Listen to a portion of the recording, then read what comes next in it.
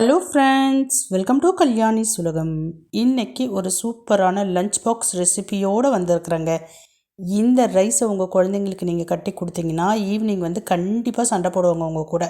நான் ஒன்றுமே சாப்பிடவே இல்லை, எல்லாமே என் ஃப்ரெண்ட்ஸுங்களே சாப்பிட்டுட்டாங்க, எனக்கு மறுபடியும் செஞ்சு கொடுங்கன்னு சொல்லிட்டு. ஏன்னா அவ்வளோ டேஸ்ட்டாக இருக்கும். என்ன ரெசிபி எப்படி செய்யணும்னு சொல்லிட்டு பார்க்கலாம் வாங்க. அதுக்கு முன்னாடி நம்ம சேனலை இன்னும் சப்ஸ்கிரைப் பண்ணாமல் இருந்தீங்கன்னா சப்ஸ்கிரைப் பண்ணிவிடுங்க. கூடவே பெல் பட்டன் இருக்கும், அதை ப்ரெஸ் பண்ணி அதில் ஆல் ஆப்ஷனை கிளிக் பண்ணிக்கோங்க. மறக்காமல் லைக் அண்ட் ஷேர் பண்ணி நம்ம சேனலுக்கு சப்போர்ட் பண்ணுங்கள். இப்போ வாங்க செய்ய ஸ்டார்ட் பண்ணலாம். ஃபஸ்ட்டு பலாக்கொட்டை, இந்த பலாக்கொட்டையை வேக வச்சு எடுத்து வச்சுக்கோங்க. என்ன பண்ணணுன்றதை நான் சொல்கிறேன். அடுத்ததாக ஸ்டவ் ஆன் பண்ணி குக்கர் வச்சுக்கோங்க. எண்ணெய் விட்டுக்குங்க. எண்ணெய் காய்ந்த பிறகு சோம்பு, கிராம்பு, பட்டை இதெல்லாம் சேர்த்துக்குங்க. வெங்காயம் சேர்த்துக்குங்க. வெங்காயத்தை நல்லா வதக்கிக்குங்க.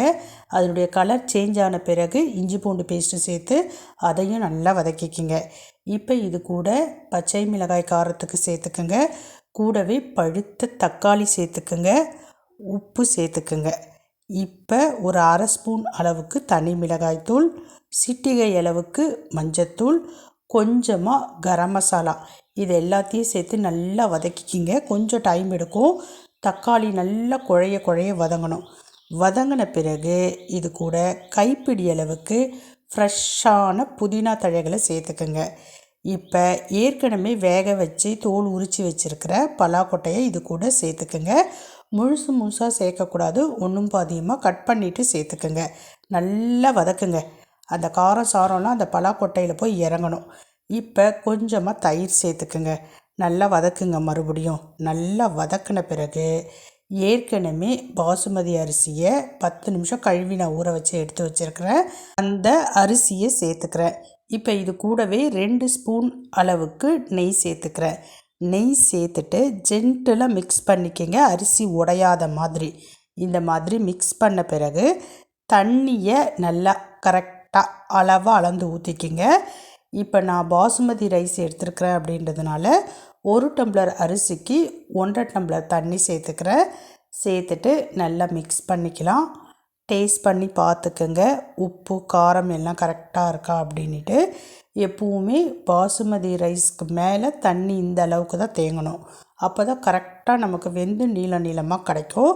இப்போ பாருங்கள், ஒரு 3 நிமிஷத்துக்கு மீடியம் ஃப்ளேமில் விட்டிங்கன்னா நல்லா கொதித்து அரிசி எல்லாமே வெந்துடும். ஒரு 3/4 பதத்துக்கு வெந்துடும். தண்ணி ஃபுல்லாக வற்றிடும். இதுக்கப்புறமேட்டு நம்ம தம் போட போகிறோம்.